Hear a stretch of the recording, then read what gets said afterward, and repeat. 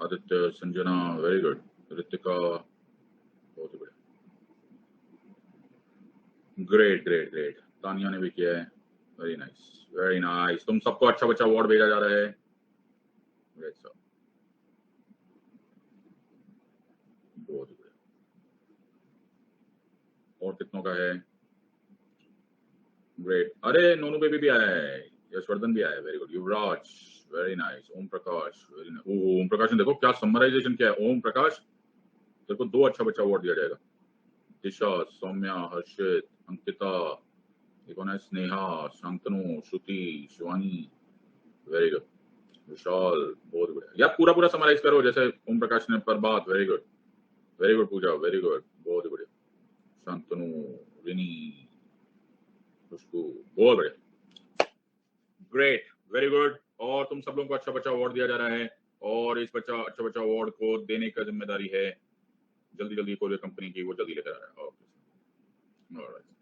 जिन्होंने इसको अपने नोटबुक में लिखा है उनको भी अच्छा बच्चा अवार्ड दिया जाएगा, ऑफलाइन दिया जाएगा, लेकिन दिया जरूर जाएगा। ऑलराइट, तो आज से हम एक बहुत ही खूंखार टॉपिक स्टार्ट करें। सर कौन सा खूंखार टॉपिक? तो ये टॉपिक मेरे ख्याल से 4-5 सेशंस चलेगा, शायद ज्यादा भी चल सकता है। सो this is fundamental rights.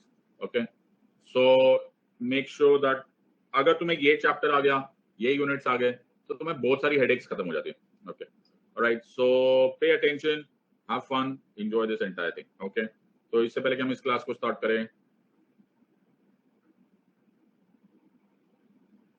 Wait.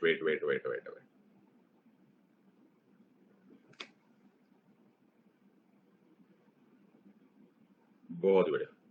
नीलम बोले doctor Siddharth Arora president of Russia. अरे मैं बड़ा खुश हुआ, वो बात अलग है, पुतिन दुखी हो गया होगा।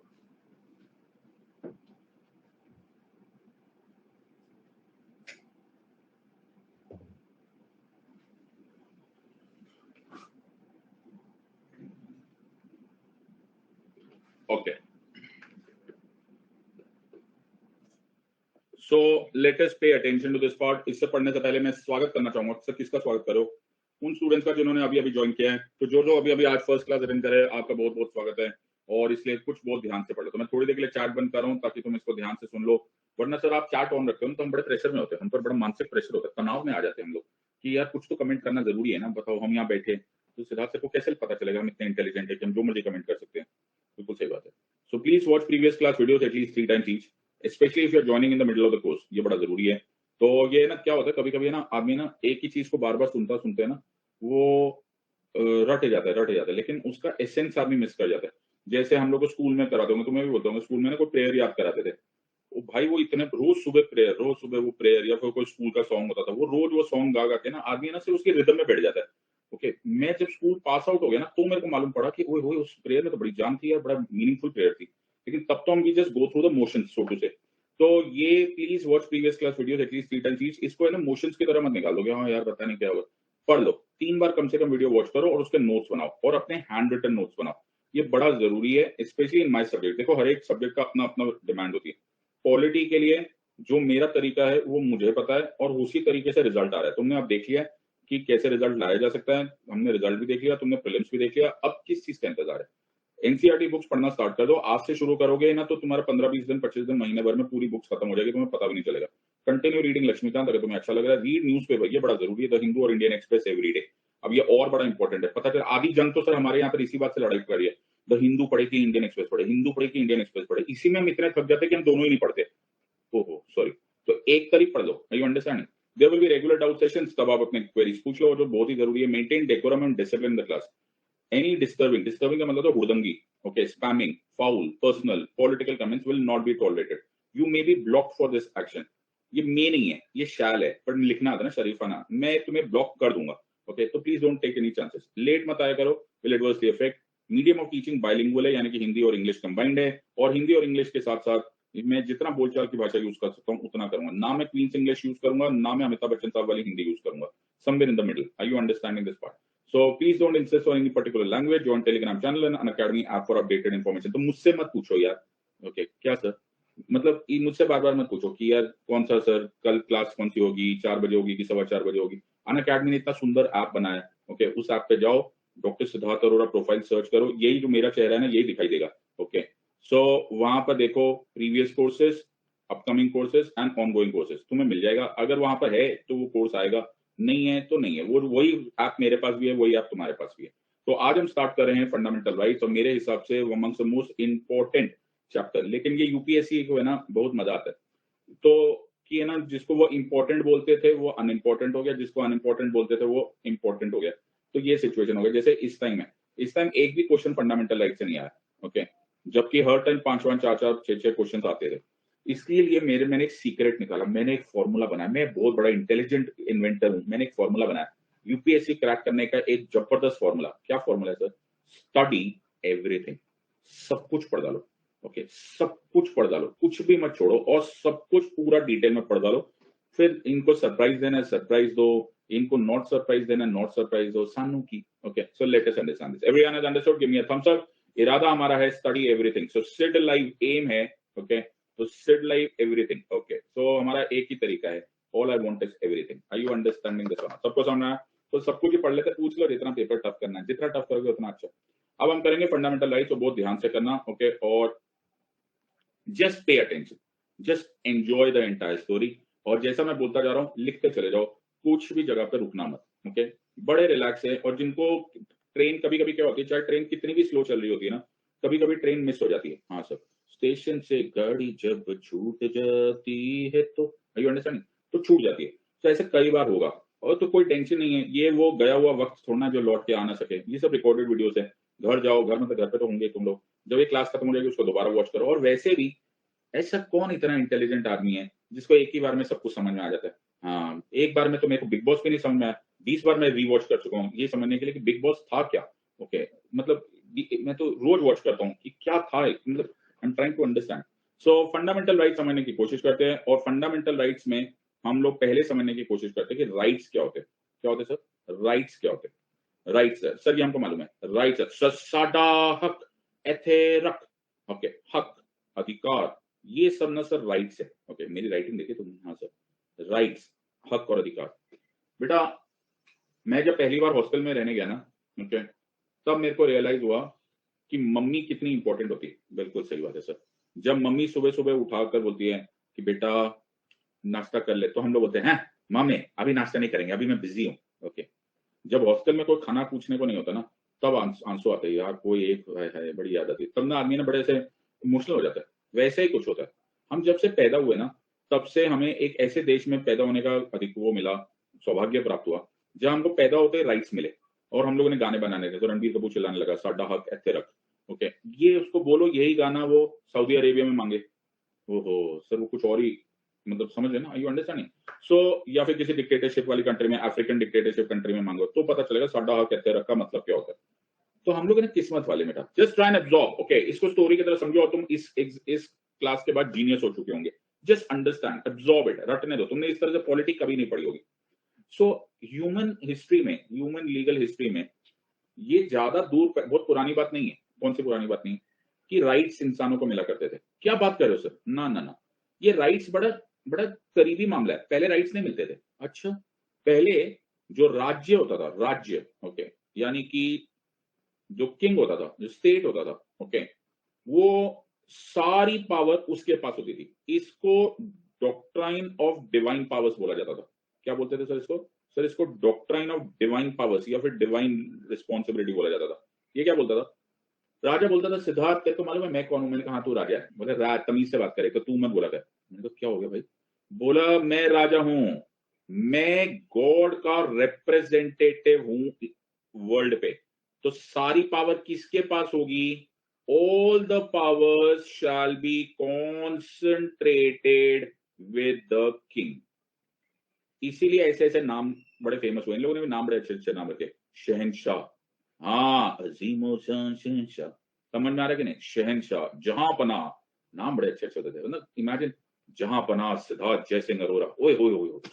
ऐसा कोई मिला क्या सर? हद भी होगी, मतलब कुछ भी है सर, आपके नाम से थोड़ा। ऐसा कोई तुमने हिस्ट्री में पढ़ा क्या? नहीं सर, ऐसा कोई भी नहीं मिला। ओके सर, कोई नहीं मिला सर। अच्छा, कोई बात नहीं, कोई बात नहीं। इसको बोलते हैं डॉक्ट्राइन ऑफ डिवाइन पावर्स। क्या बोलते हैं इसको? Everyone right this down. First keyword everyone, doctrine of divine powers.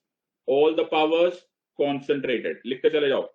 दो कीवर्ड हो गए सर, 1 and 2। ओके, तीसरा कीवर्ड राइट्स। ओके, सबने लिख लिया है? 3 कीवर्ड्स हो गए? यस सर, हो गए। लिखते चले जाओ बेटा, सांस लेना मना है। ओके, तो वो एक पिक्चर थी ना, हुड़ हुड़ दबंग दबंग, उसमें वो बोलते हैं सर थप्पड़ से डर नहीं लगता, प्यार से डर लगता है ना। वैसे ही ना बेटा, थप्पड़ से डर नहीं लगता, कॉन्सेंट्रेशन ऑफ पावर से डर लगता है। क्यों सर? कॉन्सेंट्रेशन ऑफ पावर से आपको क्यों डर लगता है? बिकॉज जब कॉन्सेंट्रेशन ऑफ पावर होती है ना, तो जो पावर होती है ना बेटा, वो मिसयूज होती है।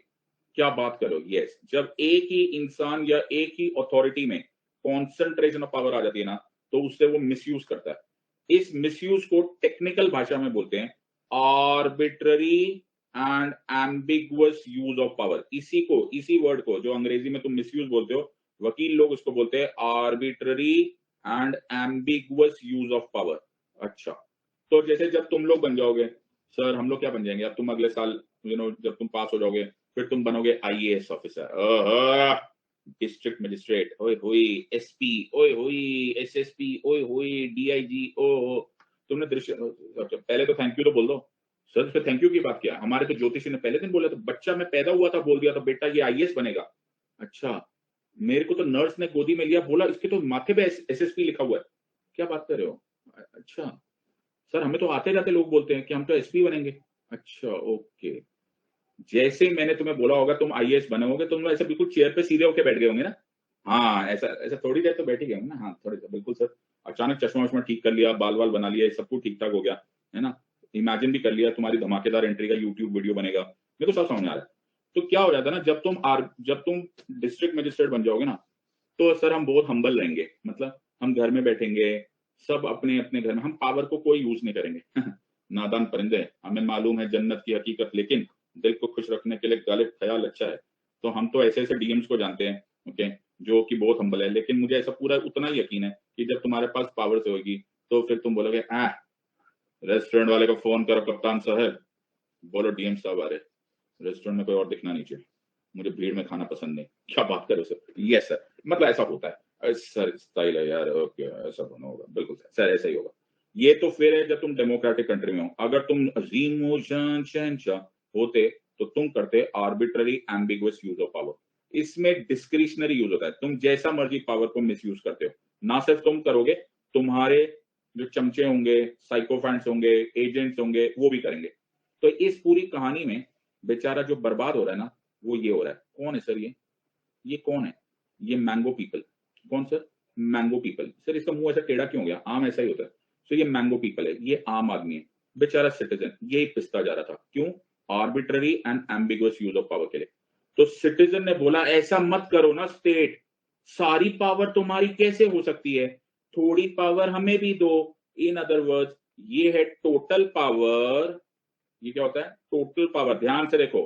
और ये टोटल पावर किसकी है? सर टोटल पावर स्टेट की है। सिटीजन ने क्या मांगा? सिटीजन ने बोला शहंशाह इसमें से थोड़ी सी पावर हमें भी दे दे भाई। थोड़ी पावर तो हमारी है ना, कम से कम अपनी पर्सनल लाइफ जीने की। इस claim of the citizen against the state को बोला जाता है rights. Voila! What a definition! Straightforward multiple choice question of civil service examination. What are rights? Rights are claims of ability. Okay, ये straightforward multiple choice question है। इसको पाई diagram बोलते हैं। क्या बात कर, मैथ्स मुझे बचपन से बहुत अच्छा आता है। सबको समझ में आ रहा है कि नहीं आ रहा है? ओके, पल्ले पड़ा है कि नहीं? सो राइट्स आर क्लेम्स, और सब लोग लिखेंगे rights are, what are rights, question आएगा what are rights. Rights are claims of citizens against, सब लोग लिखेंगे। सर लिख रहे हैं सर, अरे लिखो यार। सर आज ज्योतिषी ने बोला लिखना नहीं है, मना है। नहीं, rights are claims of citizens against the state. तो ये सारी स्टेट की पावर ये है, बट उसमें से थोड़ा हिस्सा हमें दोगे। Are you understanding this part और नॉट? सबको समझ में आ गया? यस और नो? तो मैंने शहंशाह को फोन किया, मैंने कहा शहंशाह हमारे को राइट चाहिए। तो बोला शहनशाह, बोला सिद्धार्थ राइट क्या होता है? मैंने कहा claims of citizens against the state. तो शहनशाह ने मेरे को बोला सिद्धार्थ तेरे को जरा शर्म नहीं आ रही? मैंने कहा मतलब? बोला तू कौन? मैंने कहा मैं सिटीजन। बोला तू मैंगो, आम आदमी, ओके, तेरे को कौन पूछ रहा है? सारी पावर मेरी, I am the representative of God, I have concentration of power. मैं नहीं देता। Are you understanding this part? मैंने क्या बोला? मैं नहीं देता। Are you understanding? सो मैंने बोला बोले मैं नहीं देता। ओके, मैं जो देना चाहूंगा मैं दे सकता हूँ, वो मेरी मर्जी है, लेकिन इसको तुम हक मत बोलो। आर यू अंडरस्टैंडिंग दिस और नॉट? सबको समझना? सो डोंट कॉल इट हक। Are you understanding?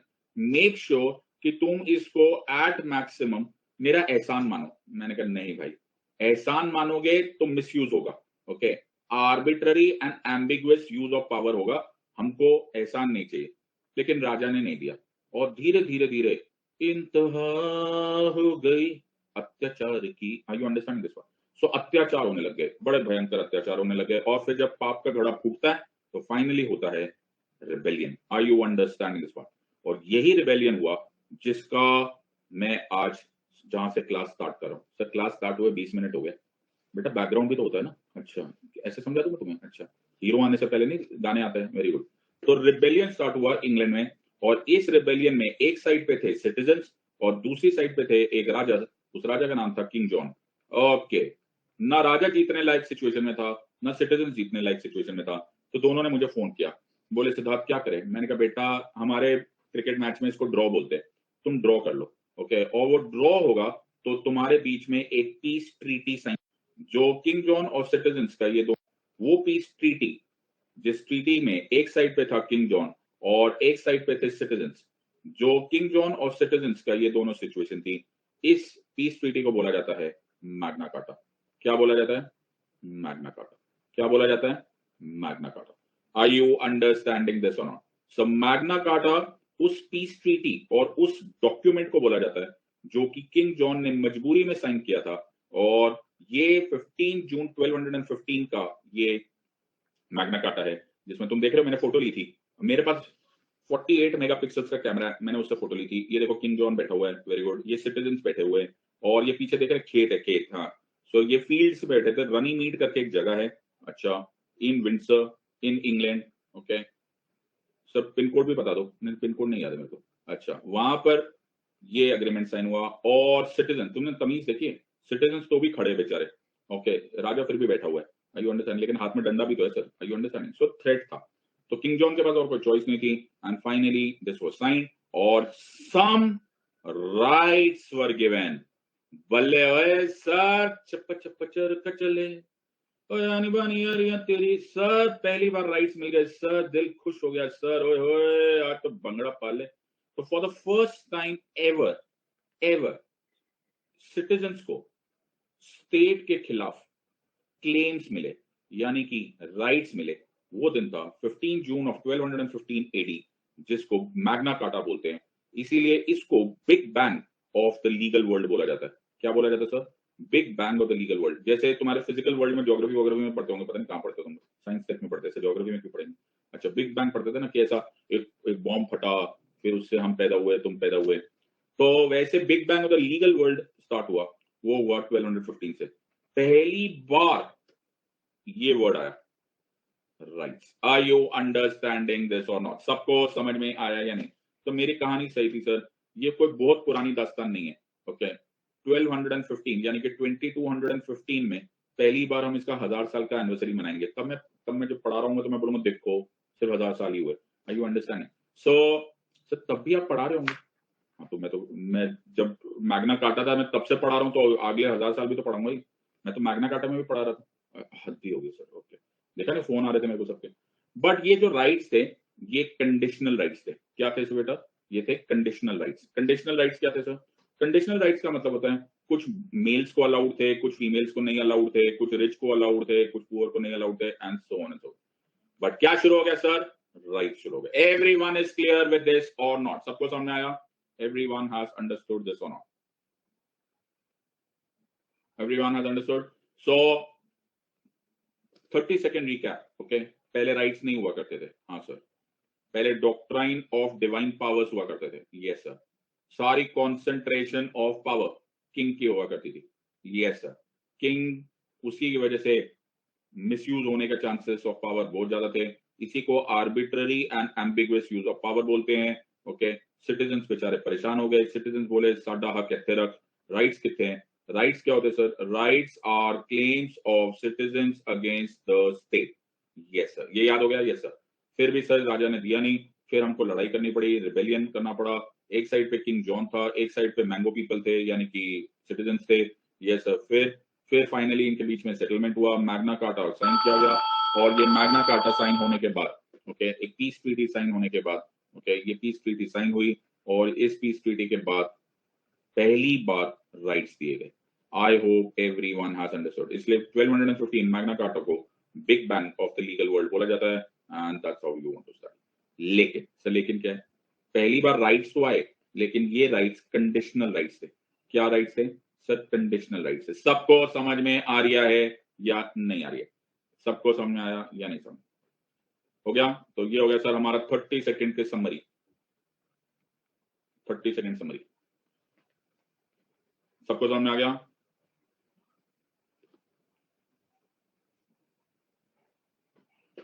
सच बोले ऐसे और कोई नहीं पढ़ा सकता सर। अगर तुम्हें पसंद आया तो तुम मेरा एहसान उतारना।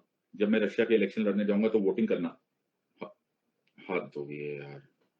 Okay, okay sir, okay, alright sir, alright. अब आगे चलते हैं। तो जो जो अच्छी चीज होती है ना, वो फैलती है। यस, जैसे एक कहीं पर इंटरनेट था, फिर वो अचानक फैलने लग गया, फिर आज ऐसा हाल आ गया कि इंटरनेट के बिना जिंदगी कटती नहीं। लेकिन ये चीजें ना धीरे धीरे धीरे धीरे बढ़ने लगी। जैसे 15 जून 1215 का ना, तो इंग्लैंड वाले लोगों को राइट्स मिल गए, तो सब लोग बोलने लगा अपन को भी राइट्स मांगता बाबा, ऐसा तुमने किसको तेरे को राइट मांगता, अपन को भी मांगता। तो फ्रांस वाले भी चिल्लाने लग गए। ओके, ये हर दिन ऐसे दिल्ली वाले मेरे को धोखा देते हैं। मैं रशिया जा रहा हूँ, वहां पे लाइट नहीं जाती। Okay, so 15 June 12, I hope तुम लोग को मैं दिखाई दे रहा हूँ, सुनाई दे रहा हूँ? Yes.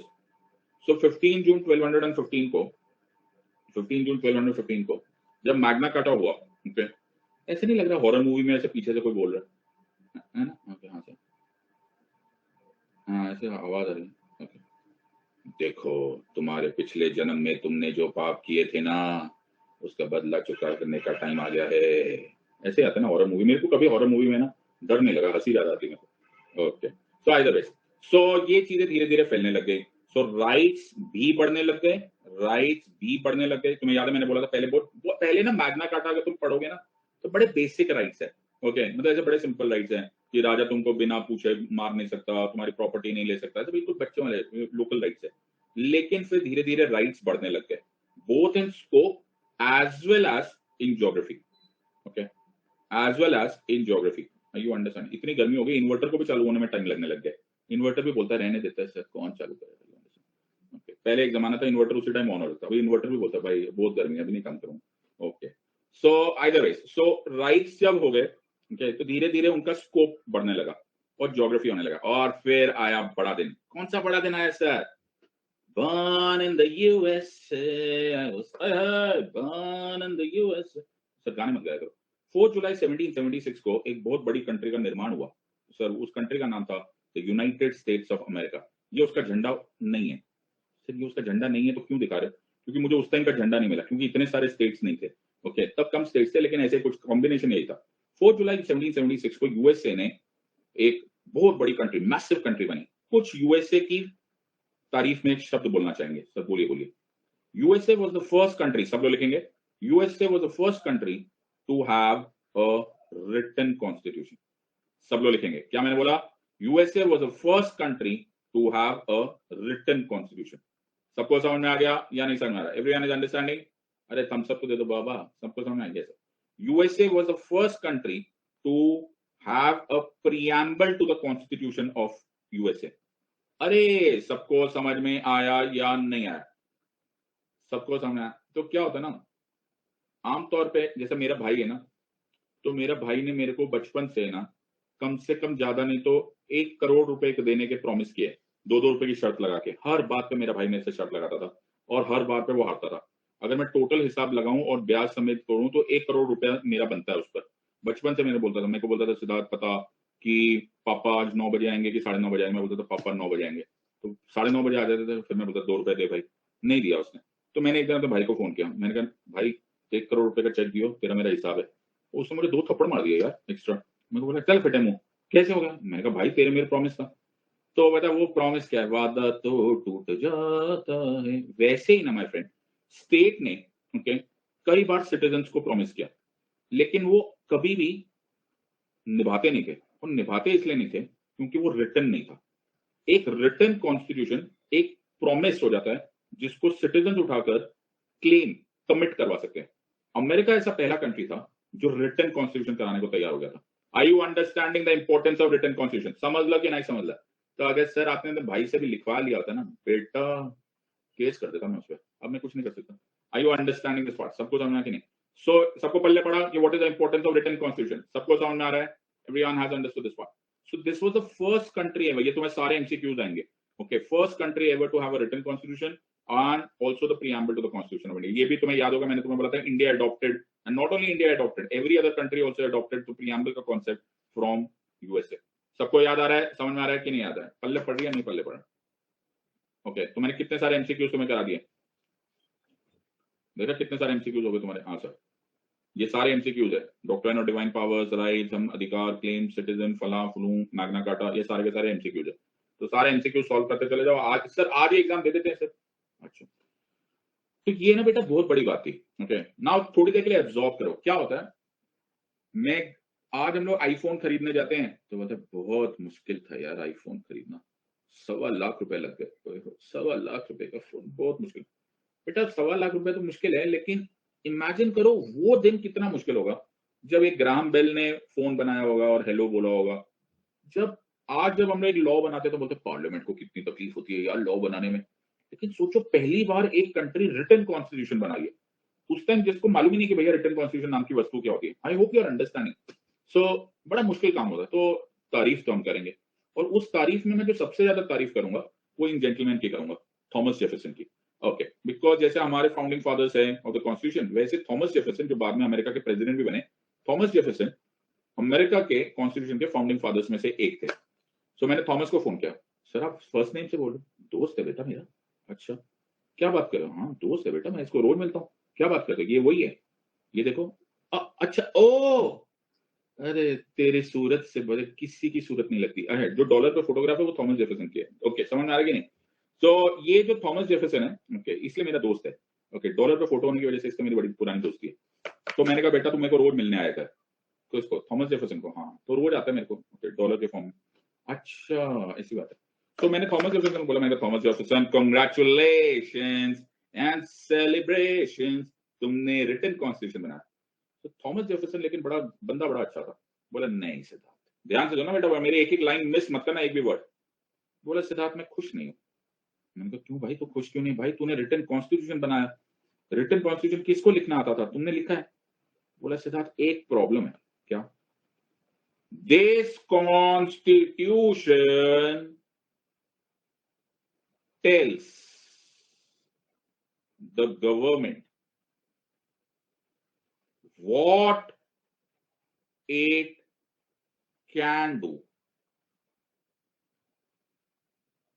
but it does not tell the government what it cannot do।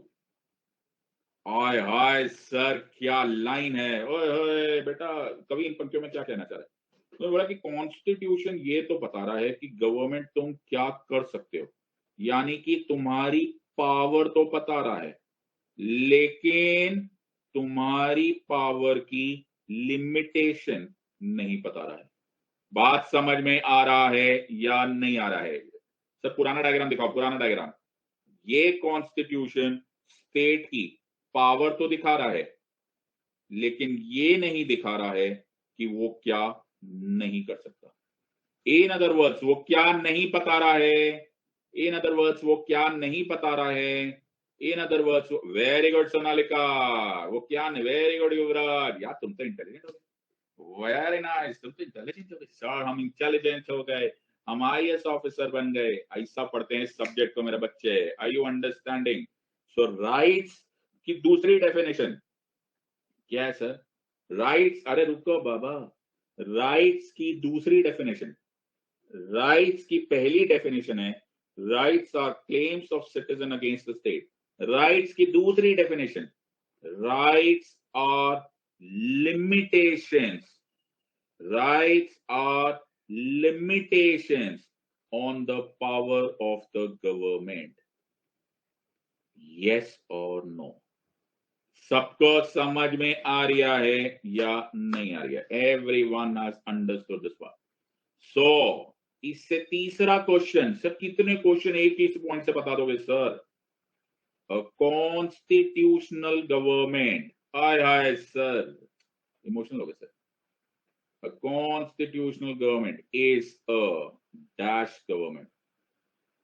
Sir, a constitutional government. Answer. Sir, choice तो दो. Choice के बिना आंसर देगा team set live, team set live. I love you all. It is a limited. वाला। बताओ, मैंने तो तुम्हें रटवाया भी नहीं, तुम्हें सब समझ में आ गया। तो मेरी दोस्त थी कि बलाएं लो, मुझे हाथ उठाकर दुआएं दो, मैंने तुमको IAS बना दिया। सबको समझ में आया या नहीं? सब बड़े बड़े इंस्टीट्यूट्स इन क्वेश्चंस को पूछते हैं और बोलते हैं नहीं आएगा, नहीं आएगा। मेरे स्टूडेंट्स को पहले 40 मिनट में आ गया। सबको समझ में आ रहा है या नहीं समझ में? बोलो, अब यूपीएससी को बोलो पूछने का टफ क्वेश्चन। ओके, पूछो।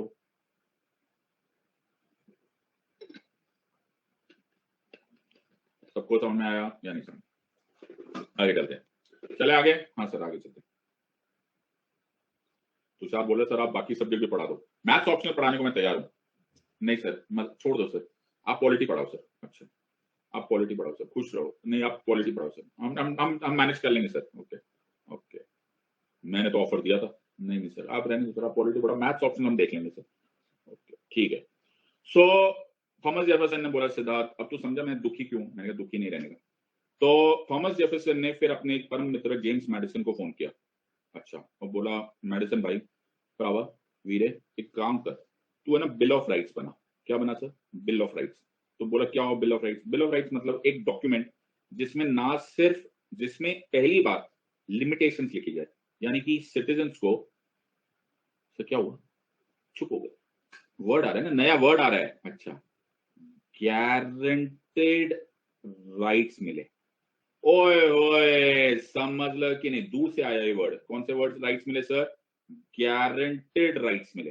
राइट्स नहीं, ओरल राइट्स नहीं, जो मेरे भाई ने मुझे 2-2 रुपए की शर्तें दे के प्रॉमिस किए थे वो नहीं, लिखित guaranteed rights. Are you understanding? ध्यान से सुनो मेरी बात, होल्ड ऑन, सांस लेना रोको रोको। वही कॉन्स्टिट्यूशन, ध्यान से सुनो, सांस भी मत लो, रुक जाओ।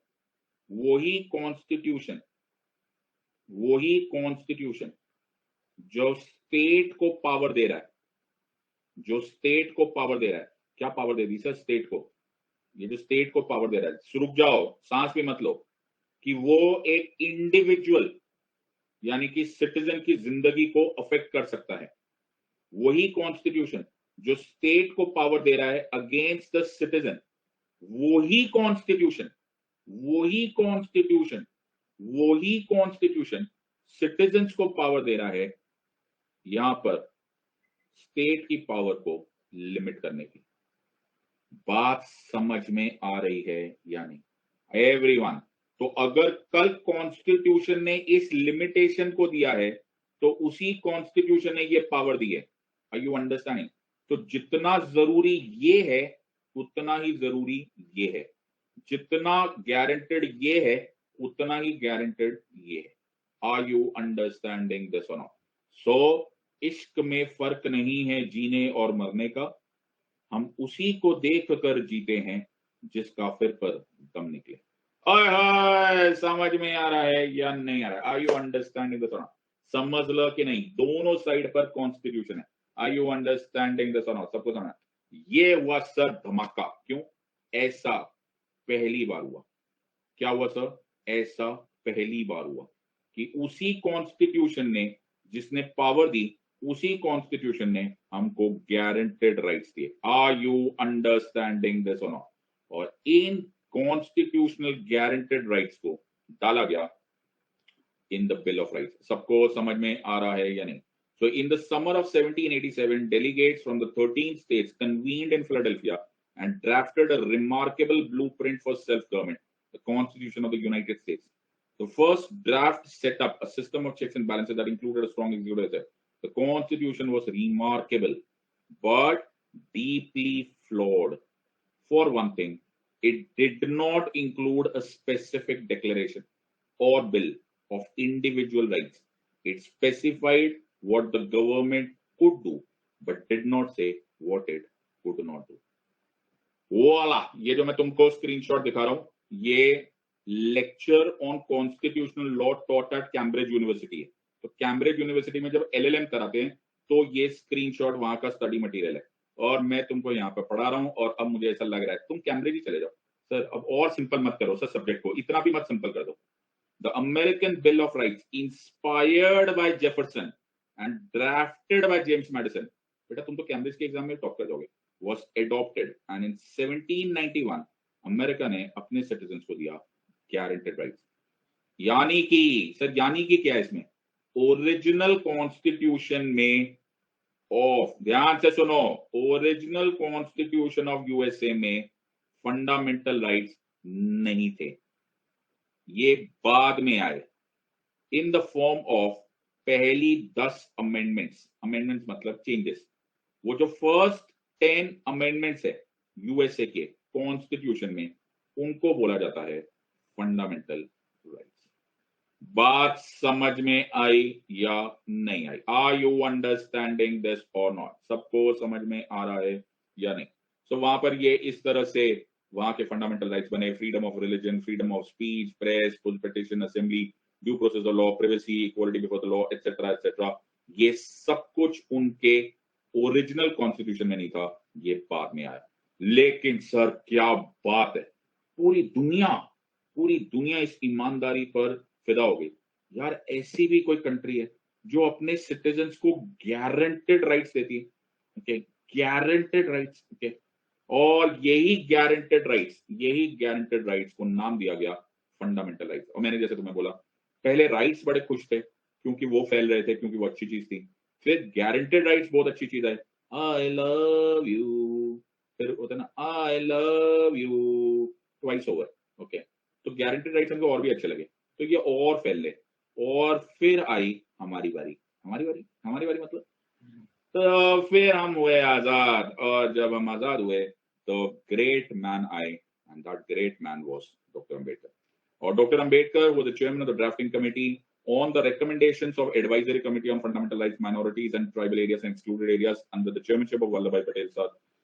सरदार वल्लभ भाई पटेल की इस रिकमेंडेशन को chairman of the drafting committee के तौर पे डॉक्टर अंबेडकर ने एक्सेप्ट किया और बोला चिंता की जरूरत ही नहीं, हम किसी अमेंडमेंट का इंतजार नहीं करेंगे, हम किसी अमेंडमेंट का इंतजार नहीं करेंगे।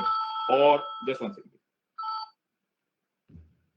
हम किसी अमेंडमेंट का इंतजार नहीं करेंगे, और ओरिजिनल कॉन्स्टिट्यूशन ऑफ इंडिया में ही हमने दे दिए अपने सिटीजन्स को what are called as fundamental. Are you understanding this और नॉट? तो सबसे इंपॉर्टेंट हमारे और अमेरिकन कॉन्स्टिट्यूशन के बीच में यह है कि हमारे ओरिजिनल कॉन्स्टिट्यूशन में ही मिल गया था, अमेरिका को अमेंडमेंट्स का इंतजार करना पड़ा। सबको समझ में आ रहा है या नहीं? पिक्चर इज एब्सोल्युटली क्लियर और नॉट? सबको समझ में आया या नहीं? तो इसी खुशी में हम लेंगे 5 मिनट्स का ब्रेक। आई होप तुमको यहां तक टॉपिक समझ में आ गया। अब हम इसको कंटिन्यू करेंगे आगे।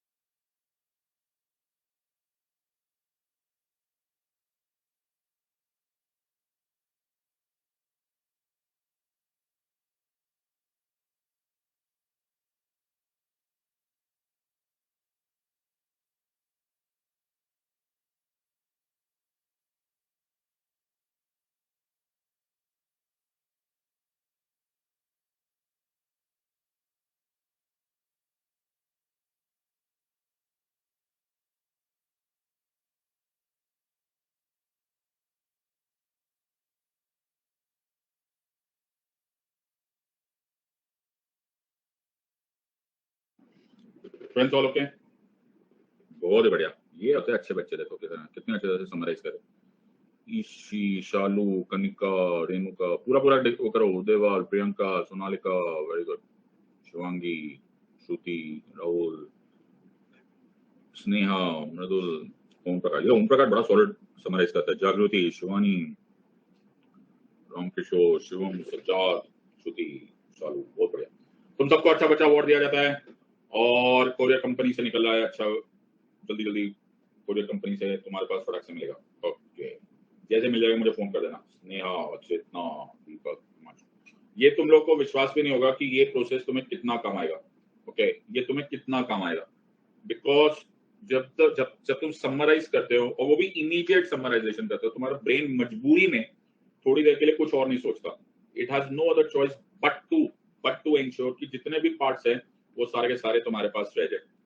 Let's get on to the topic and now एक बहुत इंपॉर्टेंट टॉपिक सर टॉपिक क्या है कि सर आपने ये सब पढ़ाया क्यों? हाँ, ये फंडामेंटल राइट्स ये सब जरूरी क्यों है? तो इसमें थोड़े से कीवर्ड समझो, और अगर अब तुम्हें समझ में आएगा तो तुमको ये स्टोरी बिल्कुल क्लियर हो जाएगी। हाँ सर, बताओ सर। सो इसके कीवर्ड्स ये है सर। पहला कीवर्ड है स्टेट, यानी कि राज्य। हाँ सर। दूसरा कीवर्ड है सर मैंगो। मैंगो मत बोला करो सर, सिटीजन सर, सिटीजन। अच्छा सॉरी, सिटीजन। अच्छा, ओके, आम आदमी। नाउ जो स्टेट होता है ना बेटा, स्टेट, ओके, वो बहुत पावरफुल होता है। हाँ सर, वो बहुत पावरफुल होता है। ओके, क्या बात कर रहे हो? पावर ही पावर, पावर ही पावर। ओए होए, ओए होए, अजीम वो जान चेंज, यू अंडरस्टैंड? तो अगर हम आज की बात माने तो पुलिस स्टेट है, क्या बात करो? पार्लियामेंट स्टेट है, क्या बात करो? यस। आर्मी स्टेट है, ओहो, नेवी स्टेट है, सीबीआई स्टेट है। आजकल ये बड़े फेमस हो रहे हैं। हाँ सर, ये भी बड़े स्टेट। हाँ, एनफोर्समेंट डायरेक्टरेट, ये भी स्टेट है। अच्छा, आजकल बड़े फेमस हो रहे हैं। Are you understanding this part? तो ये सब स्टेट है। Are you understanding? विधानसभा स्टेट है, विधान परिषद स्टेट है, गवर्नर स्टेट है, प्राइम मिनिस्टर स्टेट है। बस सर, बस अब नहीं समझ आ रहा। तो ये सब स्टेट है। और तुम कौन हो? सर हम सिटीजन है। बेटा धीरे बात कर, स्टेट में सुन लिया ना पीट देगा तेरे को। तमीज से बात किया कर। तू मैंगो है। क्या है सर? Mango people. Are you understand? अगर सर अपन लड़ लेंगे, बेटा सिटीजन स्टेट के खिलाफ कभी नहीं लड़ पेगा। ओके, लड़ेगा बहुत पिटेगा। सर सन्नी पाजी तो लड़ लेते। हाँ बेटा, सिर्फ सन्नी पाजी लड़ सकते। तो प्लीज फॉरगेट दिस। अगर तुम्हारे दिमाग में ऐसा कोई थॉट प्रोसेस है कि सर मैं अकेला जाऊंगा और स्टेट को हरा दूंगा, तो बेटा बहुत पिटेगा। ऐसा ट्राई भी मत करियो। जिसने ट्राई किया था ना, बहुत से आपको होगा। सच्चाई ये है, सच्चाई है that the state is very powerful. Are you understanding? सच्चाई है कि स्टेट जिस दिन चाहेगा ना तुमको कॉकरोच बना सकता है। क्या बात कर रहे सर? कॉकरोच बना सकता है। कॉकरोच, तुम्हारी कोई बिसात नहीं है, कोई तुम्हारा लेवल नहीं है। इसीलिए मैं तुम लोग को बोलता हूं ये एग्जाम पास कर दो। क्यों सर? क्योंकि ब्यूरोक्रेसी स्टेट है। ओहो, समझ में आ रहा है या नहीं आ रहा है?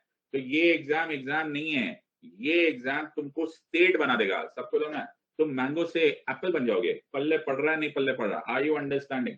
तो स्टेट बनाओ सर, स्टेट। तो तुम फिर सर, फिर हम मैंगो पीपल नहीं रहेंगे सर। नहीं बेटा, तो ये एग्जाम बहुत बड़ी एग्जाम है। तुम स्टेट बनने की तैयारी में हो तो मम्मी को बोलना, मम्मी ऐसा करो पिज्जा बना दो, क्योंकि अगले साल बच्चा स्टेट बनने वाला है। सर मम्मी ने ना सर हमको लिक्विड स्टेट में कन्वर्ट कर देना। ओके, हाथ भी करो सर। ऐसा करो पिज्जा बना दो, क्योंकि अगले साल बच्चा स्टेट बनने वाला है। सर मम्मी ने ना सर हमको लिक्विड स्टेट में कन्वर्ट कर देना। ओके, हाथ भी करो सर, अभी से पिटवाओगे सर आप। सो ये जो सिटीजन है, ये बेचारा बड़ा घबराया घूमा। तो ये फाउंडिंग फादर्स के पास गया और बोला, बाबा साहेब स्टेट जो है ये बहुत पावरफुल होता है, और हम सन्नी पाजी तो है नहीं, और घायल की शूटिंग तो हो नहीं रही, तो ये तो स्टेट तो हमें जब मर्जी सर बर्बाद कर सकता है। तो बाबा साहब ने बोला, चिंता नहीं बेटा। बोले क्या? चिंता नहीं। The state cannot go beyond what are called as fundamental rights. मैं तुम्हें गारंटी कर रहा हूं, फंडामेंटल राइट्स, ये fundamental rights are given to the citizens, ध्यान से सुनना, given to the citizens, enforceable against the state, enforceable against the the state to ensure कि तुम कॉकरोच ना बनो, to ensure human existence। बात समझ में आई या नहीं आई? आर यू अंडरस्टैंडिंग दिस और नॉट? सबको समझ में आ रहा है या नहीं? डेफिनेशन का पहला लाइन क्या सर?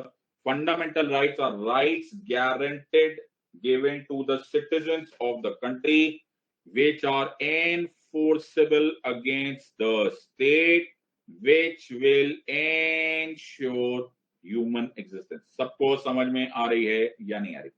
मैंने कहा बाबा साहब एक छोटी सी प्रॉब्लम है। क्या? ये गारंटी क्या होती है? कल मेरे पास एक बंदा आया, बोला सिद्धार्थ ये ना बल्ब खरीद ले। मैंने कहा अच्छा, 1 लाख रुपए का बल्ब है। मैंने कहा 1 लाख रुपए का बल्ब? मैंने क्यों? बोला मैं गारंटी देता हूँ ये 500 साल खराब नहीं होगा। मैंने कहा फिटे मुंह, तू तो 1 लाख रुपए लेकर अभी चले जाएगा, 500 साल की गारंटी तो दे दी। गारंटर कौन है तेरा? गारंटर मैं गर्दन किसकी पकड़ू? हाँ, आई होप यू अंडरस्टैंड। तू तो ले गया मेरा 1 लाख रुपया है, तूने मेरे को क्या बोला बाला हम्बल समझ के रखा क्या? ओके, वैसे ही जब आप गारंटी वर्ड यूज करते हो तो गारंटर होना भी तो जरूरी होता है। हाँ सर, बिल्कुल सही बात है। तो इस डेफिनेशन को थोड़ा सा पढ़ाते हैं।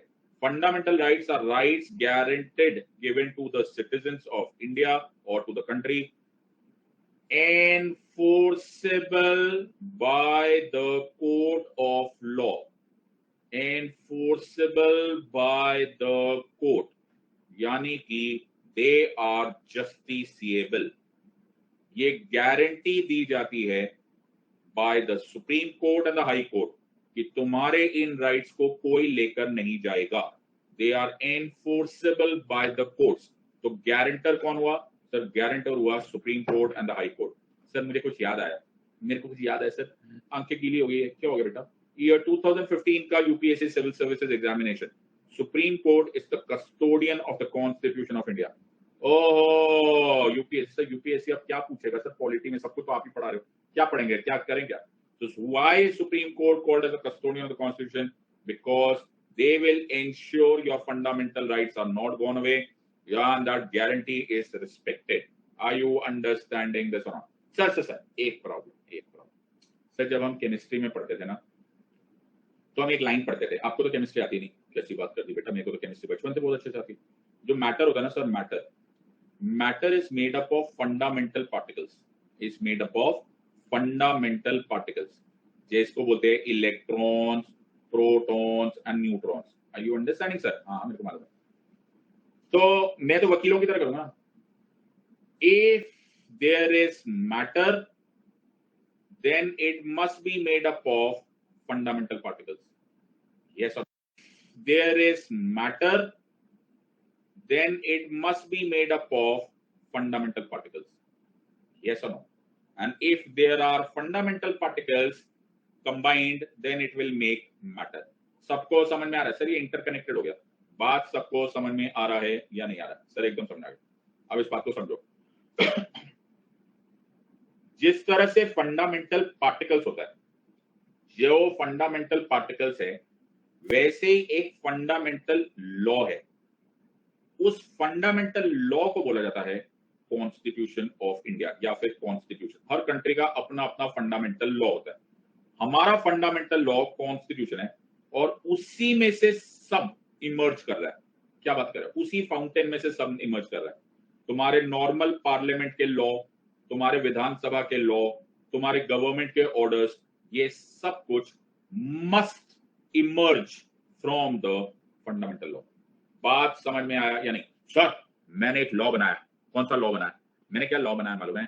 कि कल से ना इक्वालिटी नहीं होगी इंडिया में। नहीं बेटा, ऐसा लॉ तू नहीं बना सकता। क्यों? क्योंकि ये मेरे फंडामेंटल लॉ से अलग है। आर यू अंडरस्टैंडिंग दिस और नॉट? सो फंडामेंटल लॉ क्या होता है sir? Fundamental law is the constitution of India. सबको समझ में आ गया या नहीं समझ? तो अब लास्ट लाइन बताओ। इतनी देर में ना सर और किसी क्लास में होते ना सर, अब तक हम आर्टिकल 19 पे होते। फिटे मुंह, अभी आपकी इंट्रोडक्शन चल रही है। हाँ यार, तो क्या हुआ? मैं तो इमोशनल हूं। फंडामेंटल राइट्स, ध्यान से डेफिनेशन देखेंगे। Fundamental rights are rights. क्या sir? Fundamental rights are rights. Sir आपने इतना ज्ञानवर्धक बात बताई, फंडामेंटल राइट्स आर राइट्स, आपको नोबेल प्राइज दिया जाता है सर इसके लिए। अरे पूरी लाइन सुना कर, fundamental rights are rights guaranteed by the Constitution, which is the fundamental law of the land, which is the fundamental law of the land. Writing देखो यार, एक तो राइटिंग इतनी सुंदर होती है, मेरी नानी बोलती थी बेटा मोती के दाने होनी चाहिए राइटिंग, नानी खुश हो जाएगी। Fundamental law of the land which is or are guaranteed to the citizens or individuals enforceable against the state। ये बहुत ही इंपॉर्टेंट लाइन है, समझे? तुम्हारे भाई से लड़ाई हुआ वो फंडामेंटल राइट नहीं है, हस्बैंड का वाइफ से लड़ाई हुआ वो फंडामेंटल राइट नहीं है। Enforceable against the state, enforceable through the courts of law, through the courts. कौन सा court sir? Supreme court, high court, okay. Hence called as justiciable, and finally to ensure human existence। वाला क्या definition है बाबा, एकदम झकास। Are you understanding this और not? Sir एकदम झकास डेफिनेशन बोला आपने। सबको समझ में आ रहा है या नहीं? एक भी लाइन नहीं मिस हुई, सबको समझ में आ रहा है या नहीं? एवरीवन, सबको समझ में आ गया? अब यूपीएससी को बोलो पेपर टफ बनाने का, अब पेपर कैसा भी टफ बनेगा उनको सब आता है। सबको समझ में आ रहा है? तो ये डेफिनेशन मुझे रट्टी हुई चाहिए, दीवारों पे लिख लो नेरोलैक पेंट लेकर, रेड कलर की पेंट से। नरेंद्र बोला सर इंक्लूसिव डेफिनेशन है। यार एक तो मतलब भारी भारी वर्ड्स को यूज करते हो, आपको नहीं समझ आता इतना भारी भारी। इंक्लूसिव डेफिनेशन क्या है? Inclusive, okay. सबको समझ में आ गया या नहीं समझ आया? सो यही क्वेश्चन में तुम्हें घुमा फिरा के यूपीएससी बार बार क्वेश्चन पूछती है, और यही डेफिनेशन है फंडामेंटल राइट्स की। तो इसकी स्क्रीनशॉट ले ली। सो प्लीज रिमेंबर कीवर्ड्स क्या है sir?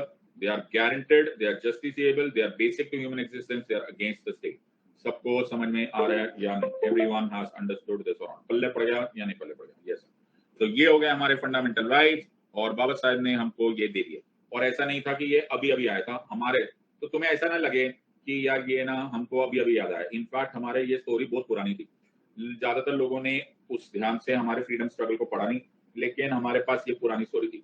The experiences of first world war, the unsatisfactory Montagu-Chelmsford reforms of 1919 and the rise to prominence of Mohandas Karamchand Gandhi in the Indian independence movement marked a change in the attitude of its leaders towards articulating demands for civil rights.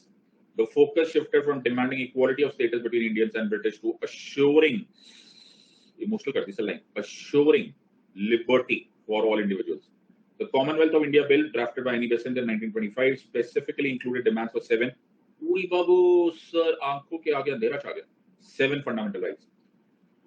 In 1927, the Indian National Congress resolved to set up a committee to draft a Swaraj Constitution for India based on a declaration of पूरी बाबू rights again that would provide safeguards, okay, claims of rights or claims of individuals against the state।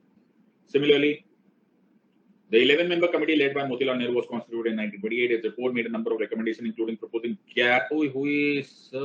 emotional होते जा रहे हैं लोग। These rights resembled those of American Constitution and those adopted by post-war European countries, and several of them were adopted in 1925 bill। Several of these provisions of American Constitution and those adopted by post-war European countries, and several of them were adopted in 1925 bill। Several of these provisions were later replicated in various parts of Indian Constitution, including the fundamental rights and directive principles। Accordingly, the advisory committee was constituted in January 1947 and under the chairmanship of J.B. Kripalani in February 1947. Subcommittee drafted the fundamental rights and committed report in April 1947. Later that month, the committee placed it before the assembly, which debated, discussed, and gave them in December। So ये दास्तान बड़ी पुरानी है। Now you understanding? And finally, we had what is called as fundamental। सबको समझ में आ रहा है या नहीं आ रहा? Everyone has understood। सो मैंने तुमको फिलोसफी पढ़ा दी, मैंने तुम्हें अमेरिकन हिस्ट्री पढ़ा दी, मैंने तुम्हें इंडियन हिस्ट्री पढ़ा दी, मैंने तुम्हें पूरा का पूरा डेफिनेशन दे दिया, मैंने तुम्हें कीवर्ड दे दिए, मैंने तुम्हारे प्रीवियस ईयर क्वेश्चन सारे सॉल्व कर दिए। Are you understanding? सबको सामने आ गया? सबको सामने आ गया? बहुत ही बढ़िया, बहुत ही बढ़िया। आगे चलते हैं। सो अब हम करेंगे फंडामेंटल राइट्स। तो मैंने बाबा साहब को फोन किया, मैंने कहा बाबा साहब हमको राइट्स दे रहे हैं क्या? तो बाबा साहब बोले yes. Okay, now please pay attention and understand this very very carefully. तो पहले मैं एक सुंदर सा डायग्राम बनाऊंगा। नहीं सर, प्लीज सर। अरे रुको ना यार। अच्छा सुंदर सा। ओके, डायग्राम देखो। ओए होए, इतना सुंदर, बहुत ही सुंदर डायग्राम सर। ओके, बहुत ही सुंदर। क्या मेरे को आर्किटेक्ट होना मन था। क्या लाइन खींची है सर, एकदम ओए होए, बहुत ही बढ़िया। रेडी? ओके। सो हमारा फंडामेंटल राइट्स, जो हमारे फंडामेंटल राइट्स है वो है पार्ट 3 ऑफ द कॉन्स्टिट्यूशन। सब लोग चिल्ला के बोलेंगे घर पे, कौन सा constitution sir? Part 3 of the constitution of India में हमारे फंडामेंटल राइट्स है। सब लोग चिल्लाएंगे। सर चिल्ला रहे सर, पड़ोसी को डर लगने लगे कि पार्ट 3 क्यों चिल्ला रहे? Part 3 of the constitution start होता है आर्टिकल 12 से आर्टिकल 35 तक। कहां से सर? आर्टिकल 12 से आर्टिकल 35 तक। यहां तक सबको समझ आया? चिल्लाओ। सब चिल्ला रहे हैं सर, घर वाले निकाल देंगे। 12 to 35, 12 to 35, लोगों को लग रहा है हम कुछ तो ऐसा ऑप्शन में। सो पहले हम पढ़ेंगे आर्टिकल 12 ऑफ द कॉन्स्टिट्यूशन, फिर हम पढ़ेंगे article 13 of the constitution. Sir इतना मैथ्स मत पढ़ाओ सर, 12 के बाद 13 नहीं आता है, फिटे मुंह तुम्हारा। आगे सुनेंगे। फिर है हमारे पास what are called as rights of equality. क्या मैंने बोला? सब लोग चिल्लाएंगे। क्या बोलेंगे सर? सब लोग चिल्ला के बोलेंगे। लिखते चलेगा बेटा, डायग्राम बनाओ। इतना सुंदर सा डायग्राम तो नहीं बना पाओगे। राइट्स ऑफ इक्वालिटी, क्या बोलते सर इसको? Rights of equality. रट लो अभी के अभी। Article 14, 15, 16, 17 and 18।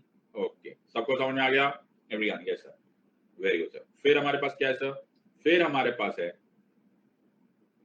पास है राइट्स ऑफ फ्रीडम। क्या बोलते हैं सर इसको?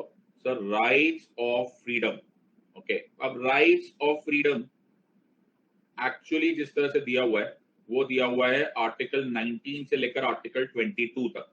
लेकिन चाहे तो तुम इसको आर्टिकल 19 को अलग कर लो और राइट्स ऑफ प्रोटेक्शन को अलग कर लो। ओके, ये चाहे तो तुम्हारी मर्जी है। ओके, नहीं तो सब दोनों को एक साथ डाल दो।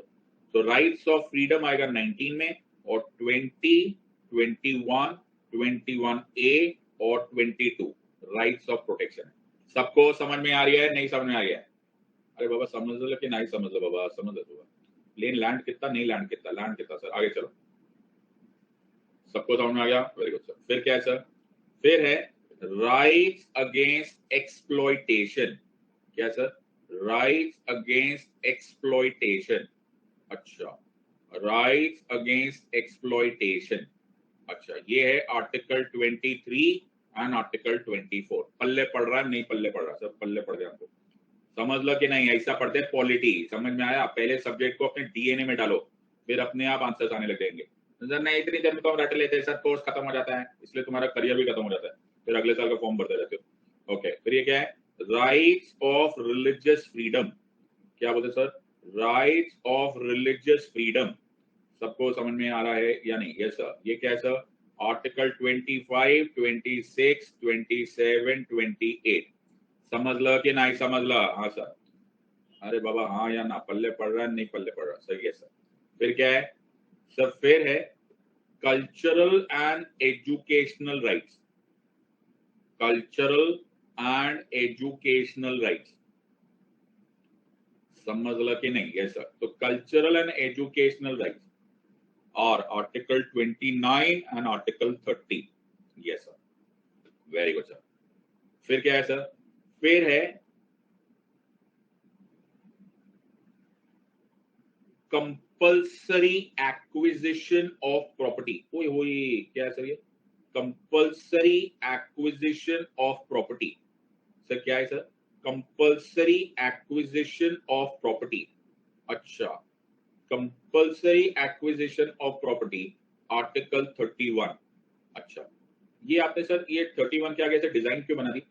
क्योंकि ये घर छोड़ के चला गया। क्या बात कर रहे हो सर, ये चला गया, कहाँ चला गया सर? इसको हमने निकाल दिया। कहाँ से निकाल दिया सर? यहाँ से निकाल, हाँ हमने इसका एड्रेस चेंज कर दिया, आधार कार्ड बदल दिया।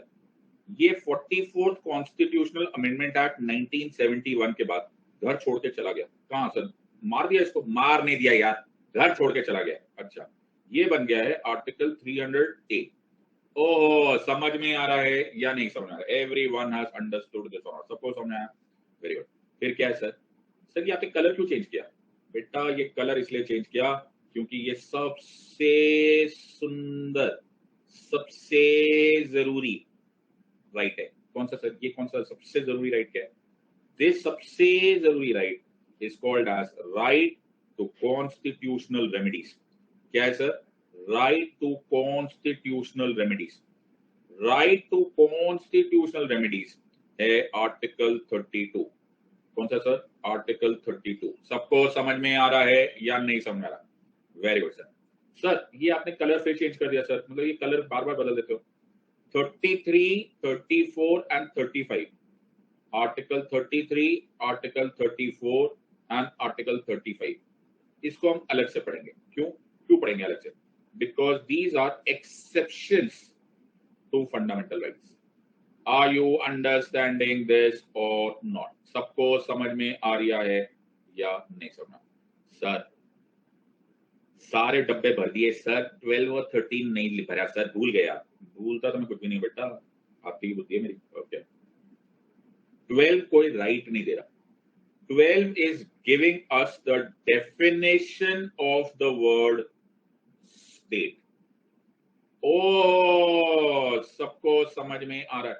सर वो जो स्टेट आप चिल्ला रहे थे इतनी देर से, हाँ उसकी डेफिनेशन दे रहा है आर्टिकल 12, और article 13 is giving us the definition of the word law. Are you understanding this or not? ये मैं तुम्हें रिवीजन के लिए भी भेज दूंगा फॉर दोज ऑफ यू जिनको ये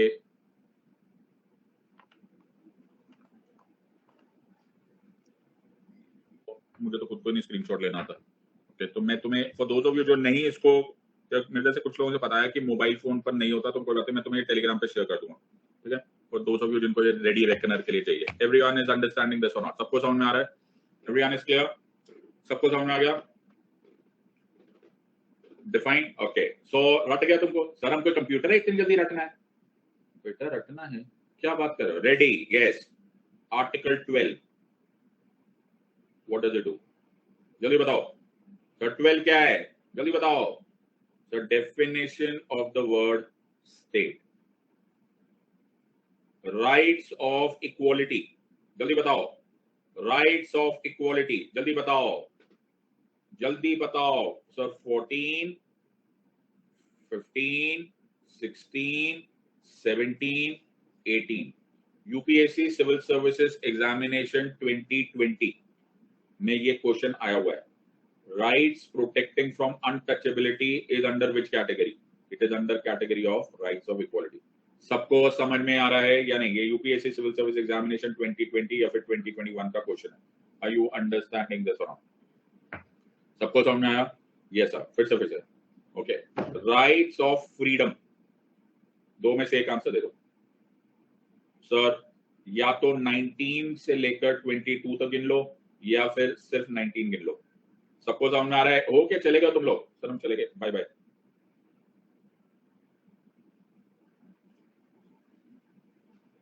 समझ में आ गया सर हमको? अच्छा, right to constitutional remedies. Sir right to constitutional remedies, जल्दी बताओ। Article 32। Very good sir. Compulsory acquisition of property, compulsory acquisition of property, जल्दी बताओ, जल्दी बताओ, जल्दी बताओ, जल्दी बताओ, जल्दी बताओ। या तुम लोग चले गए हो?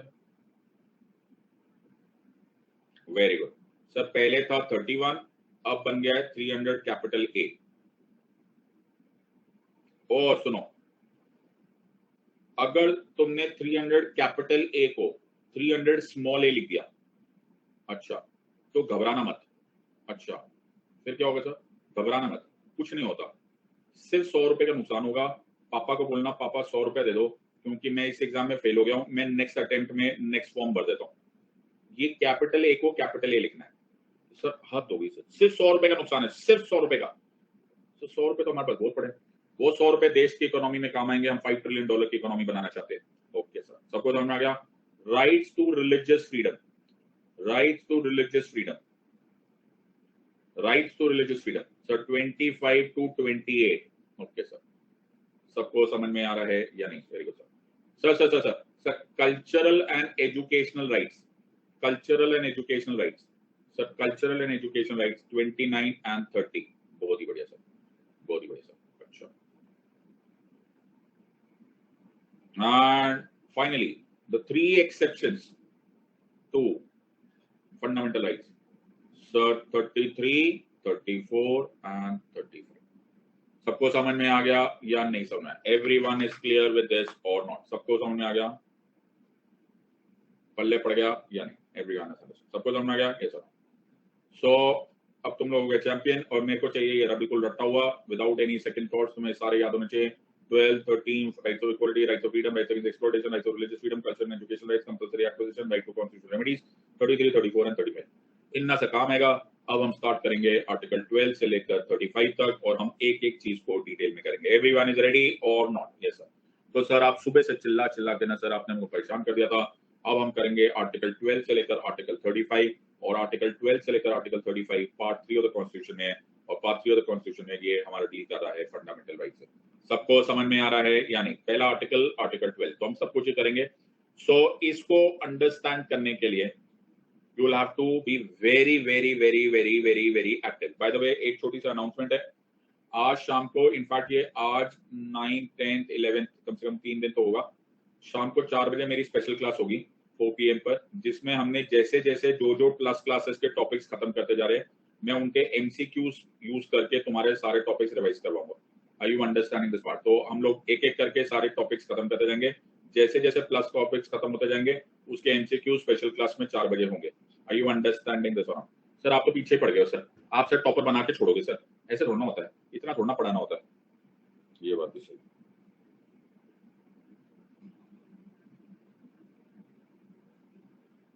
ओके ठीक है, तो आप तो सर पीछे पड़ ही गए हो हमारे। ओके आज से स्टार्ट होगा ये। ओके तो 4 बजे, आज 9 तारीख है ना? हाँ सर, सर आज 9 तारीख है, 4 बजे स्टार्ट होगा। आज से स्टार्ट होगा सर बेटा, 9 तारीख से स्टार्ट होगा। नहीं मतलब आज से स्टार्ट होगा ना सर? हाँ सर 4 बजे स्टार्ट होगा। हाँ बेटा सर 9 तारीख से स्टार्ट होगा, मतलब आज से स्टार्ट होगा ना? दया कर लो मेरे भाई। ओके आज से स्टार्ट होगा। अच्छा ओके, देश पे एहसान करो। ओके प्रश्न कम करो। Okay all right sir. अब बोले 2 घंटे की क्लास है सर, सर 2 घंटे पढ़ाओगे सर? 2 घंटे से टेस्ट होगा सर? 2 घंटे पूछा जाएगा सर? 2 घंटा स्क्रीन के आगे बैठना होगा सर? 2 घंटा ऑक्सीजन लेना होगा सर? हद हो गया। मतलब मेरे को बनाओ प्राइम मिनिस्टर, पहले दिन freedom of speech and expression हटा दूंगा। ओके ऐसे मैं बोल रहा हूँ, हटाऊंगा नहीं, तुम्हारे यहाँ नहीं, रशिया में, रशिया में तुम रखो। Okay so article 12 of the constitution define कर रहा है स्टेट। सर अभी तो आपने पढ़ाया स्टेट, नहीं बेटा, अब लॉ की दुनिया का पहला नियम क्या सर? लॉ की दुनिया का पहला नियम, तो जैसे हर एक दुनिया का अपना अपना नियम होता है, तुम्हें मालूम है कि चार्टर्ड अकाउंटेंट्स का अपना नियम होता है, क्रेडिट डेबिट कैसे करना होता है, डॉक्टर्स का अपना नियम होता है। ओके कि पहले क्या करना होता है, बाद में क्या करना होता है, हर जगह का अपने अपने नियम होते हैं।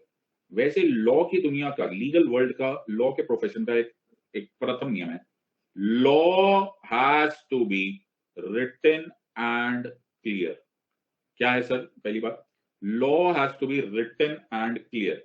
इसी का उल्टा मतलब लिखा जाएगा तो ऐसे लिख सकते हैं, law can not be, law should not be arbitrary and ambiguous. Are you understanding this one?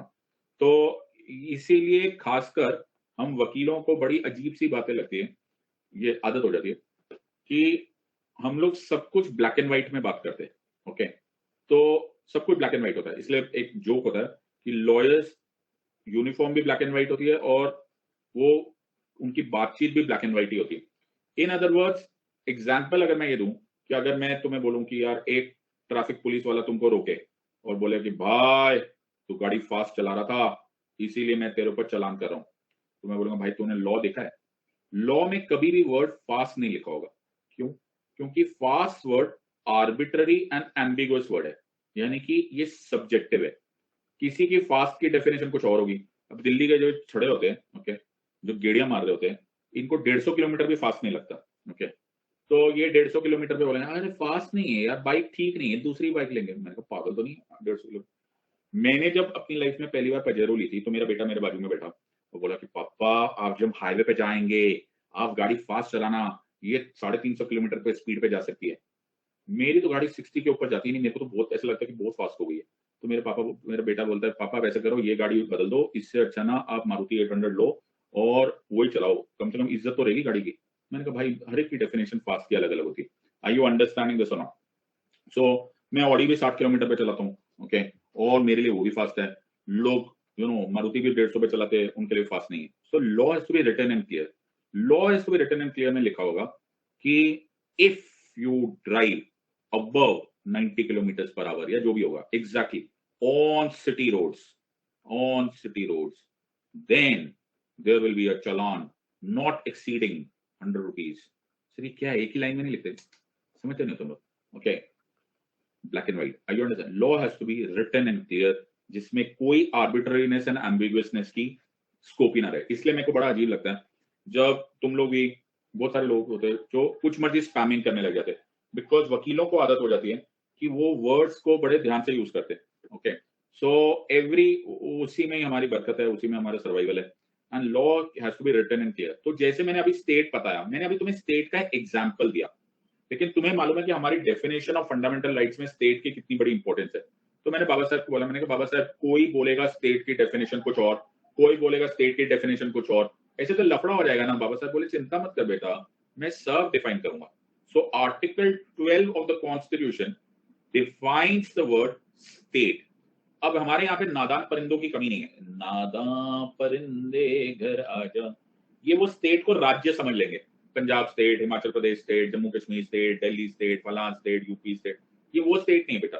This is state for the definition of the word. ये जो पॉलिटिकल साइंस पढ़े उनको मालूम है, the state of India. Okay, this is a politico legal concept, it's a legal concept. तो state, जो state है, okay, उसमें कौन कौन इंक्लूड है? सब लोग चिल्ला चिल्ला के मेरे साथ बोलेंगे। Number 1, it includes the parliament of India. सब लोग चिल्ला के बोलेंगे, क्या बोलेंगे sir? It includes the parliament of India. Number 2, it includes the government of India, प्रधानमंत्री, ministers. Okay, it includes the legislature of the states, मतलब विधानसभा, विधान परिषद। अच्छा, अब समझ में आया? लेजिस्लेचर ऑफ द स्टेट्स से छोटे अक्षरों में लिख दो ताकि हमें पता चले कि ऊपर वाला स्टेट अलग है, दूसरे वाला स्टेट अलग है। 4th, government of the states, chief ministers, state council of ministers, etcetera. Any other local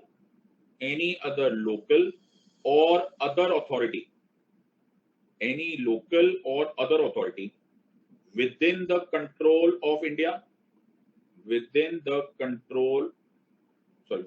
territory of India, or under the control of government of India। सबको समझ में आया या नहीं आया? सबको समझ में आया? State includes everyone, loud and clear, sir. State includes everyone for the purposes of Part 3 of the Constitution. The state includes government and Parliament of India, government and legislature of each of the states, all local or other authorities within the territory of India, all local and other authorities which are under the control of government of India। सबको समझ में आ रहा है या नहीं आ रही है? एवरीवन, सर हमको समझ में आ गया। और ये कहां लिखा हुआ है सर? ये लिखा हुआ है आर्टिकल 12 में। Definition in this part, the state shall include, number 1, the government of India, Parliament of India, government of the states, legislature of each of the states, all other local or other authorities within the territory of India or under the control of the government of India। सबको समझ में आ रहा है या नहीं आ रहा है? Everyone has understood। Parliament of India, government of India, legislature of the states, government of the states, all other local और other authorities within the territory of India और under the control of government of India. ये कहाँ लिखा हुआ sir? ये लिखा है article 12 में। सो सर राज्यसभा स्टेट है? बिल्कुल। लोकसभा स्टेट है? बिल्कुल। प्राइम मिनिस्टर स्टेट है? Yes. Council of minister state है? यस। प्रेसिडेंट स्टेट है? यस। विधानसभा स्टेट है? यस। विधान परिषद स्टेट है? यस। चीफ मिनिस्टर स्टेट है? यस। गवर्नर स्टेट है? Yes. Chief state council of minister state है? यस। सीबीआई स्टेट है? यस। रॉ स्टेट है? यस। एनआईए स्टेट है? यस। आर्मी स्टेट है? यस। पुलिस स्टेट है? यस।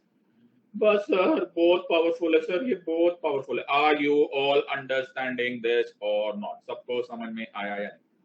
सर सिर्फ सन्नी पाजी लड़ सकते हैं स्टेज से। आर यू अंडरस्टैंडिंग दिस और नॉट? सबको समझ में आ रहा है या नहीं?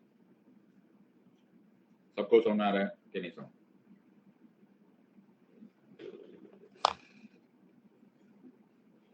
तो देखो कोई ना कोई होशियारी करेगा ही करेगा। सो states also include union territories.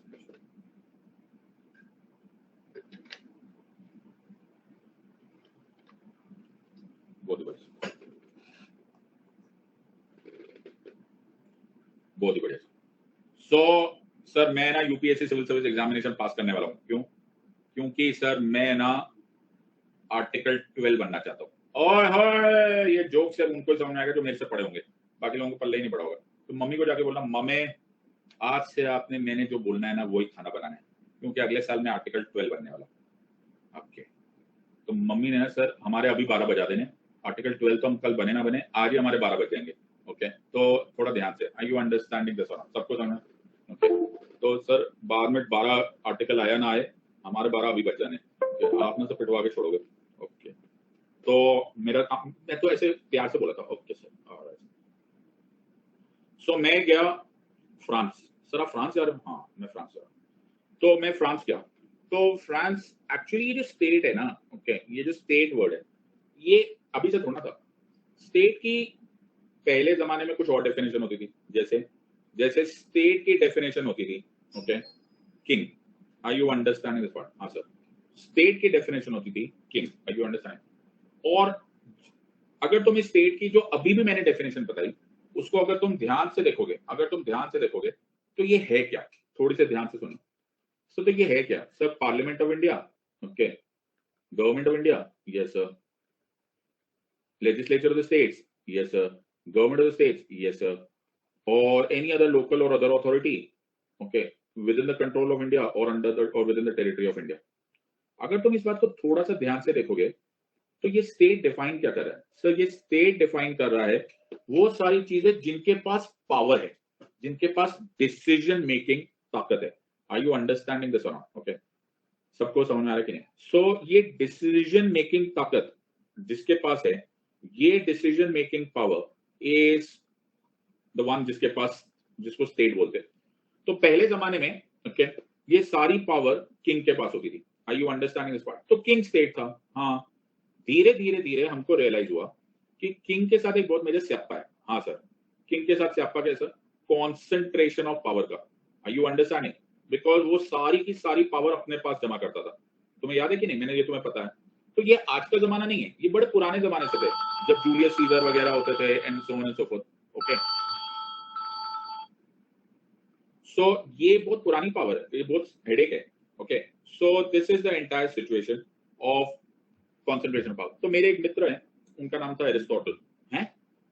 Aristotle भी आपके मित्र हैं? यस। एरिस्टोटल ने पहली बार सजेस्ट किया था कि इस, बेटा मैं तुम्हें क्या क्या पढ़ा रहा हूँ तुम्हें आइडिया भी नहीं होगा।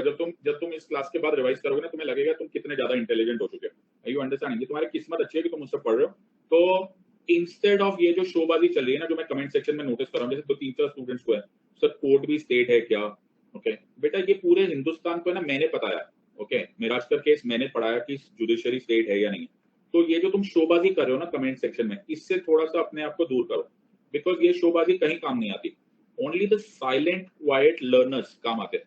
तो मेरी ही बिल्ली मुझे ही म्याऊ मत करो, म्याऊ म्याऊ। Okay, don't do this part. शांति से बैठ के पढ़ो और समझ जाओ। ओके, ये शोबाजी तुम्हारे काम नहीं आने वाली। ये पूरे देश को पिछले 4 साल से मैंने ही पढ़ाया।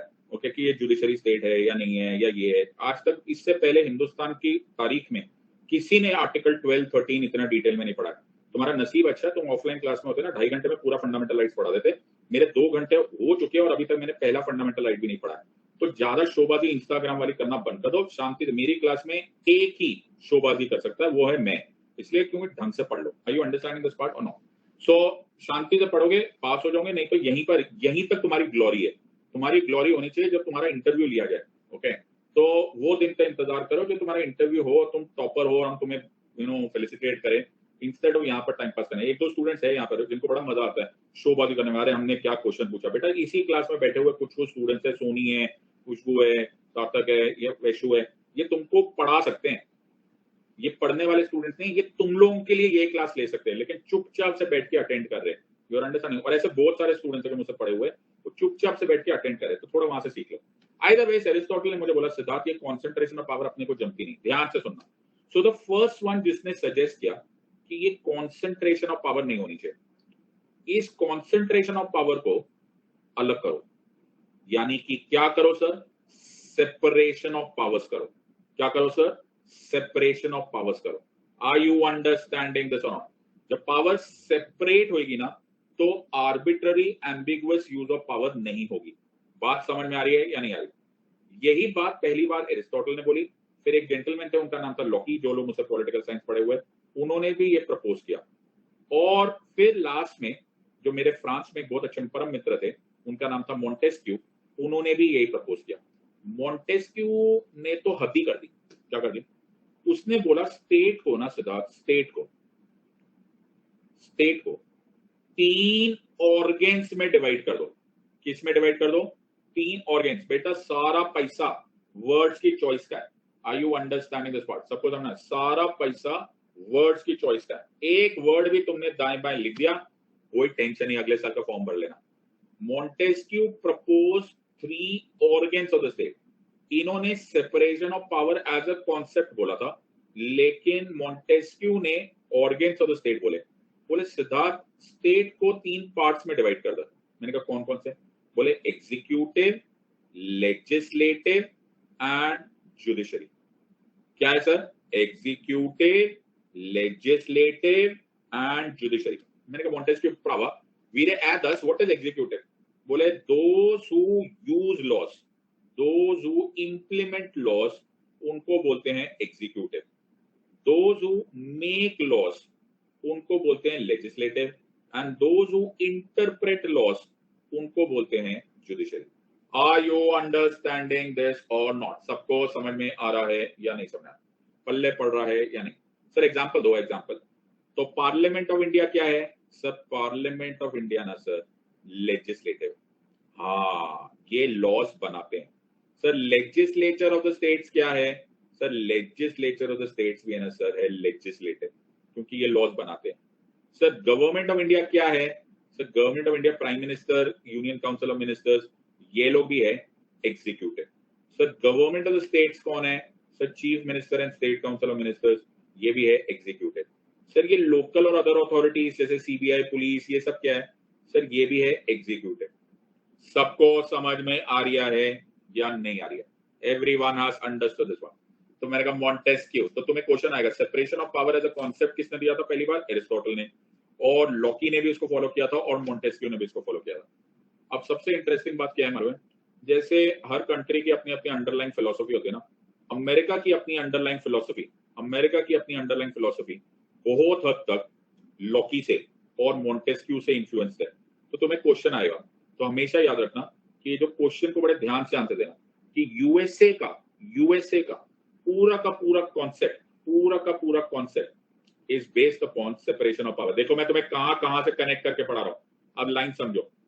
The first draft setup of system of checks and balances that included a strong executive branch, a representative legislature and a federal judiciary. Toppers create किए जाते हैं मेरा बच्चा, टॉपर्स क्रिएट होते हैं। Are you understanding? इसको कहते हैं separation of powers. So American constitution सबसे ज्यादा बेस्ड है ऑन सेपरेशन ऑफ पावर। ऐसे पढ़ते हैं सब्जेक्ट, और इन सब्जेक्ट में पढ़ने के लिए शांति से बैठ के अब्सॉर्ब करना होता है। समझ में आ रहा है या नहीं आ रही है? सबको समझ में आ रहा है या नहीं? तो तुम्हें क्वेश्चन आएगा कि अमेरिकन सिस्टम किस बेसिस पर है? American system separation of powers पे। सबको समझ में आ रहा है या नहीं समझ में आ रहा? तो बेटा सब्जेक्ट समझो, सब्जेक्ट। ओके, टाइम पास करना बंद करो। सो मैंने राजा को फोन किया, किसको फोन किया सर? राजा को। मैंने कहा राजा और राजा, तेरे arbitrary ambiguous use of power के दिन चलेगा छे। बोला काय को? मैंने कहा तुम्हारा कॉन्सेंट्रेशन ऑफ पावर खत्म। क्यों? क्योंकि हमने तुमको क्या कर दिया है? हमने कर दिया है सेपरेशन ऑफ पावर। बाबू, are you understanding this part? अब तेरे पास एक एग्जीक्यूटिव ब्रांच चाहिए, हमको लेजिस्लेटिव पार्ट चाहिए और जुडिशरी पार्ट चाहिए। अगर ये पार्ट ज्यादा होशियारी करने की कोशिश करेगा, ये रोक देगा। ये पार्ट ज्यादा कोशिश करेगा, ये रोक देगा। ये पार्ट ज्यादा कोशिश करेगा, ये रोक देगा। इसको बोलते हैं चेक्स एंड बैलेंसेस। क्या बोलते हैं सर इसको? Checks and balances. Are you understanding this और नॉट? सबको समझ में आ रहा है या नहीं? तो सेपरेशन ऑफ पावर होने से क्या फायदा होता है सर? आर्बिट्ररी और एम्बिगुअस यूज ऑफ पावर नहीं होता। बात समझ में आ रही है या नहीं आ रही है? पल्ले पड़ा या नहीं? Everyone has understood? सर एक प्रॉब्लम है। क्या प्रॉब्लम है? नहीं सर, एक छोटी सी प्रॉब्लम है। अब क्या प्रॉब्लम है मेरे बच्चे? सर आपने ये वाला एरो येलो बनाया, हाँ, ये वाला एरो येलो बनाया। ये लेजिस्लेचर है, ये लेजिस्लेचर है, ये एग्जीक्यूटिव है, ये एग्जीक्यूटिव है, ये एग्जीक्यूटिव है, ये एग्जीक्यूटिव है। सर जुडिशरी कुठे आए? सर बड़ी मेजर प्रॉब्लम हो गई आपकी। क्या हो गया? मतलब आपसे गलती हो गई। क्या हो गया बेटा? सर आपने मॉन्टेस्क्यू के लिए बोला कि स्टेट के 3 ऑर्गन्स होते हैं, एग्जीक्यूटिव, लेजिस्लेटिव और जुडिशरी। और एग्जीक्यूटिव, लेजिस्लेटिव और जुडिशरी होने के नाते ओके, आपने आर्टिकल 12 की डेफिनेशन लिखी थी, लेकिन आपने एक भी एग्जाम्पल जुडिशरी का नहीं लिखा। आपने कोर्ट्स लिखना भूल गए। बाबा साहेब भूल गए कि कोर्ट्स लिखना था। बेटा एक रूल याद रखना, Baba Saheb is never wrong. क्या बात है? Yes. So try and understand this, और 1 सेकेंड लगेगा इसको समझने की कोशिश करो। तो जुडिशरी क्या होता है सर? जुडिशरी होता है सर जो लॉज को इंटरप्रेट करते हैं, जो लॉज को न्याय देते हैं। यस और नो? Yes sir. सो ये न्याय करते हैं। I hope everyone is understanding this point. So ये जो न्याय करते हैं सर, ये न्याय ना सर फेयर होना चाहिए। क्या होना चाहिए सर? फेयर होना चाहिए। Are you understanding this part? सबको समझ में आया? सो ये जो न्याय होता है ना सर, ये फेयर होना चाहिए। फेयर के लिए देखो, मैंने तुम्हें एक अंग्रेजी शब्द समझाता हूं, उसका एक मैं लीगल वर्ड भी समझाता हूं। फेयर वर्ड का ये जो बोला जाता है उसको बोला जाता है principles of natural justice. Please समझने की कोशिश करो। प्रिंसिपल्स ऑफ नेचुरल जस्टिस को ही फेयरनेस बोलते हैं। जैसे मैं एग्जांपल देता हूं। सो एक है ए और एक है बी। ये सुनो, ए और बी के बीच में एक केस हुआ, एक लीगल डिस्प्यूट हुआ। ए बोलता है मैं ठीक हूं, बी बोलता है मैं ठीक हूं। तो ये दोनों कहां जाते हैं सर? ये दोनों जाते हैं कोर्ट में। ये सुनो, ये सुनो, सबको समझ में आया? ये सुनो, ये जो कोर्ट है ये कौन है सर? ये एक थर्ड पार्टी है। इस थर्ड पार्टी को ना ए से कोई इंटरेस्ट है, ना बी से कोई इंटरेस्ट है। Are you understanding? ना वो ए के खिलाफ है, ना वो बी के खिलाफ है। तभी वो न्याय कर सकते हैं। ये सुनो, न्याय करेंगे सर, न्याय मेरे करण अर्जुन कब आएंगे? Are you understanding this point? इसी को बोलते हैं प्रिंसिपल्स ऑफ नेचुरल जस्टिस। बिल्कुल सही बात है। सो जुडिशियल डिसीजंस में, वर्ड सुनो, मैंने क्या बोला? जुडिशियल डिसीजंस में, जुडिशियल डिसीजंस में बहुत जरूरी है कि ये सही मायनों में ना इंटरेस्टेड हो ए में, ना इंटरेस्टेड हो बी में। एवरीवन अंडरस्टैंड्स दिस और नॉट?